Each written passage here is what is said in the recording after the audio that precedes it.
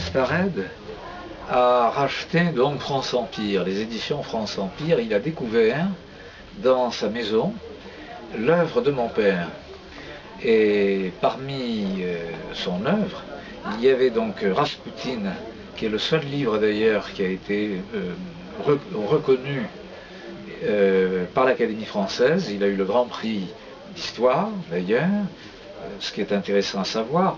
Et quant à Potemkin, qui est le dernier réédité sorti récemment, il s'agit donc d'un personnage hors du commun, qui n'est pas toujours très connu des Français curieusement, à part le fameux cuirassé.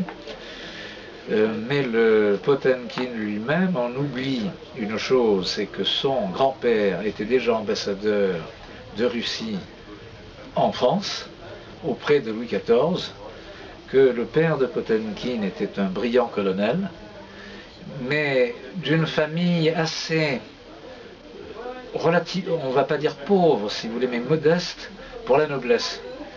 Potemkin appartenait à la noblesse, mais noblesse de terroir, qui est dans l'Ukraine actuelle, et le domaine était tout petit, mais en Russie, vous savez, tout est à une autre échelle qu'en France, et que malgré ça, il avait quand même au moins une trentaine de personnes pour le servir.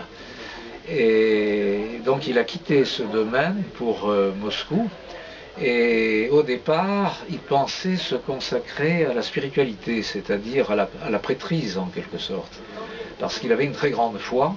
Il avait été très influencé par l'archiprêtre de son village et par le chant, qui est le chant de l'âme. Vous savez, en Russie, les chants sont particulièrement beaux, et ce chant l'amenait à une foi fervente.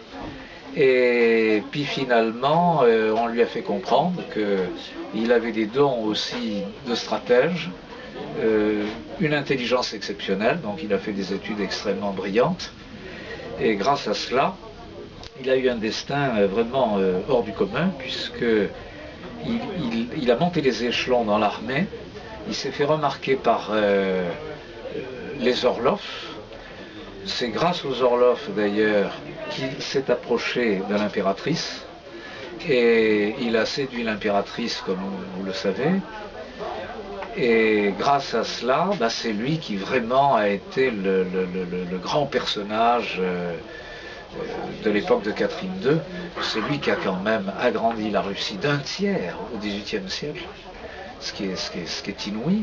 C'est lui donc qui a bordé la mer Noire par la navigation et le commerce, et qui a,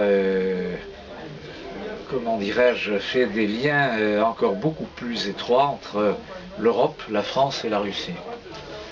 Donc, que dire d'autre sur Potemkin? Oui, il a été très séduit aussi par le grand écrivain de l'époque, qui était Lomonosov, le grand universitaire, il faut quand même le rappeler, Lomonosov. Et puis il y a un autre écrivain qui était Navikov, mais qui était quelque peu anarchiste. Alors Navikov l'avait séduit par justement son côté stendhalien, si je puis dire, mais finalement son côté anarchiste, vu sa foi orthodoxe, l'a écarté peu à peu de Navikov, qui était d'ailleurs une sorte de, comment dirais-je, de Tolstoï avant la lettre.